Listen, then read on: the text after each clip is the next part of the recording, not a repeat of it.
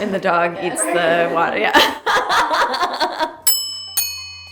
Hi, I'm Chef Angie, and today we're gonna be making a Caprese style salad with fresh made mozzarella and peaches. But before we start, click below to subscribe. I'm usually in the West Village at my restaurant, Don Angie. The kitchen there is a little different, so can somebody tell me whose kitchen this is? Hi Chef, my name's Lisa, and this is Malka. Say hi, Malka.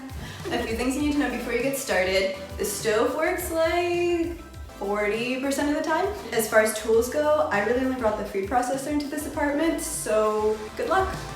All right, well, my challenge today is gonna be making fresh mozzarella without a thermometer, without proper measuring tools, without cheesecloth, and with a stove top that may or may not work. Wish me luck.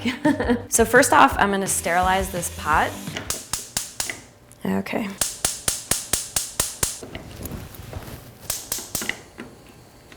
Okay, I couldn't really find a lid down here, so, ooh.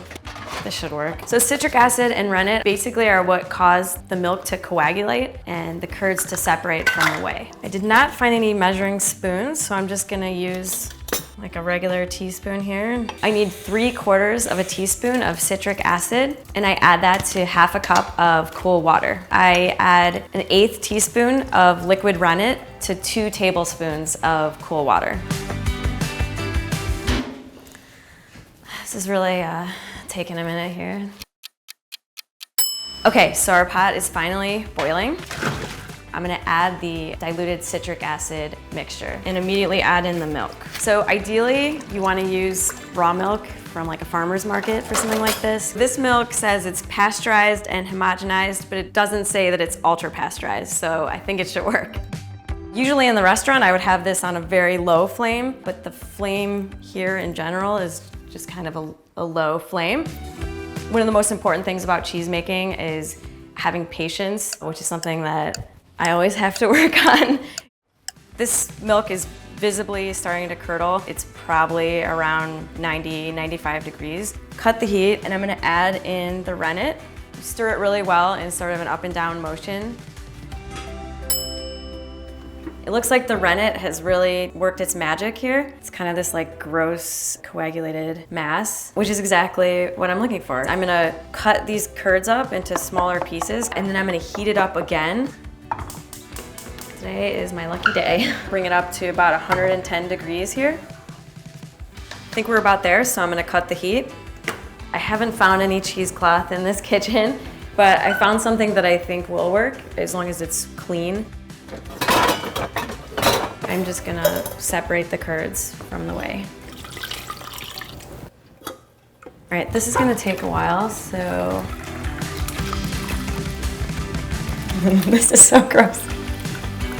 I feel like I'm like milking a cow or something. The curds are officially separated from the whey. We're just gonna kind of let this stuff chill out for a little bit while we move on to the peaches. So since I don't have a grill handy, I'm trying to emulate that like caramelized char flavor by making do with a saute pan. I like really want to flip these over, but I'm just gonna let them sit there and brown and get some color. Oh, we have some browning here, perfect. You really probably shouldn't be using your hands so much. I just cook with my hands so much that I don't really feel like heat sensation that much anymore. Ideally, you want to do this with like a set of tongs. Okay, so now that I've seared the peaches, I'm going to macerate them. Amaretto is actually made from peach pits. I'm also going to use a little lemon juice to brighten it up, some fresh basil, salt, pepper, and olive oil. I'm gonna pour off like 1.5 cups of this whey, reheat these curds and melt them and stretch them. I don't have a thermometer on hand, but I've done this enough to kind of have an idea of how hot I need this liquid to be. One of the most important things about cheese making is having patience. Okay, so I think our whey is around 180 degrees, and I'm gonna add in the curds, kind of gently try to move them all to the same side of the pot. Our end goal is to make it into one solid ball of mozzarella.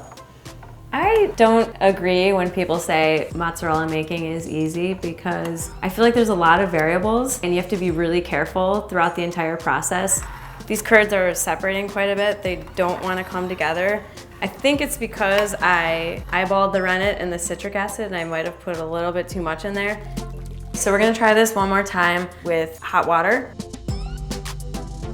Okay, I think we have success here. It's starting to do what it's supposed to do, which it's sticking to itself instead of separating.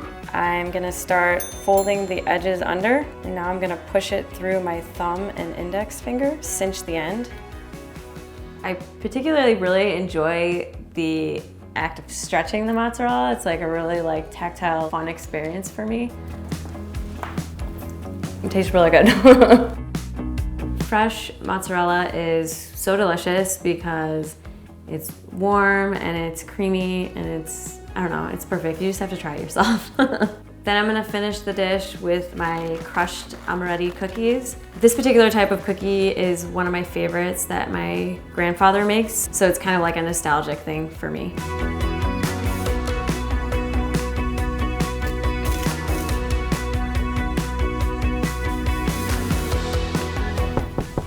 How's it going in here? So your stove cooperated with me today, and oh my God. I was able to make some fresh mozzarella. That's crazy. You want to try it? Yes. Yeah. Okay.